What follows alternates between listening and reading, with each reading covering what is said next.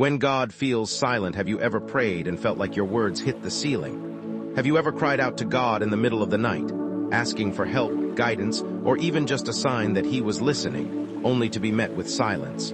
If you have, you're not alone. This is the story of Daniel, not the Daniel from the Bible, but an ordinary man who loved God with all his heart. For years, Daniel faithfully attended church, read his Bible, and prayed every day. He believed God had a purpose for his life. Then everything changed. Within a few months, Daniel lost his job, bills piled up. His savings disappeared, the pressure became overwhelming. Every day he prayed, "Lord, please provide." But no answer came. Weeks turned into months. Daniel sent out countless job applications, but every interview ended in rejection. Again he prayed, "God, where are you?" Still silence. Soon his mother became seriously ill. Daniel spent countless nights at the hospital. Once again he cried out to God, "Lord, I don't understand. I've trusted you all my life. Why won't you answer me?" But heaven seemed quiet. One night after another difficult day, Daniel sat alone in his apartment. The lights were off. The room was silent. For the first time in his life, he felt abandoned.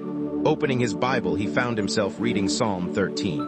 "How long, O Lord, wilt thou forget me forever? How long wilt thou hide thy face from me?" Those words pierced his heart. He realized something important. Even King David, a man after God's own heart, had moments when God seemed distant. Yet David continued to trust. Daniel closed his Bible and prayed a different prayer. Not a prayer for answers, not a prayer for miracles, just a simple prayer. "Lord, even if I don't understand, I will trust you." The next morning, nothing changed.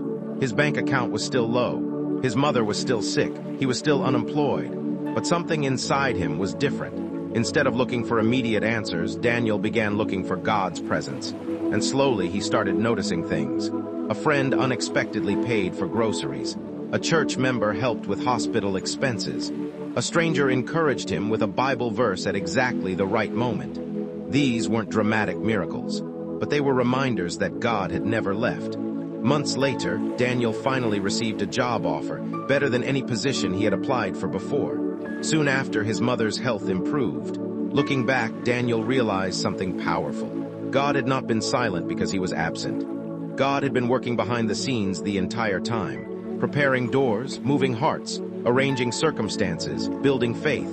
The silence was not God's rejection. It was God's preparation. Sometimes we think God's silence means He isn't listening. But often, God is doing His greatest work when we cannot see it. Seeds grow underground before they break through the surface.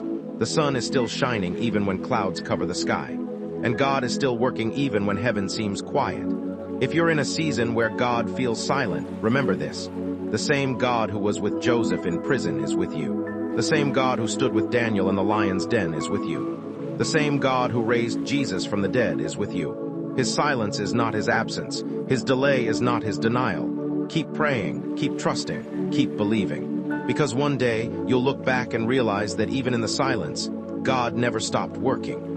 And what felt like abandonment was actually preparation for a greater blessing than you could imagine. For we walk by faith, not by sight.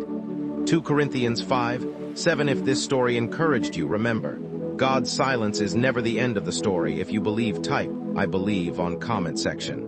And don't forget to subscribe, share, and follow for more words of encouragement. God bless you.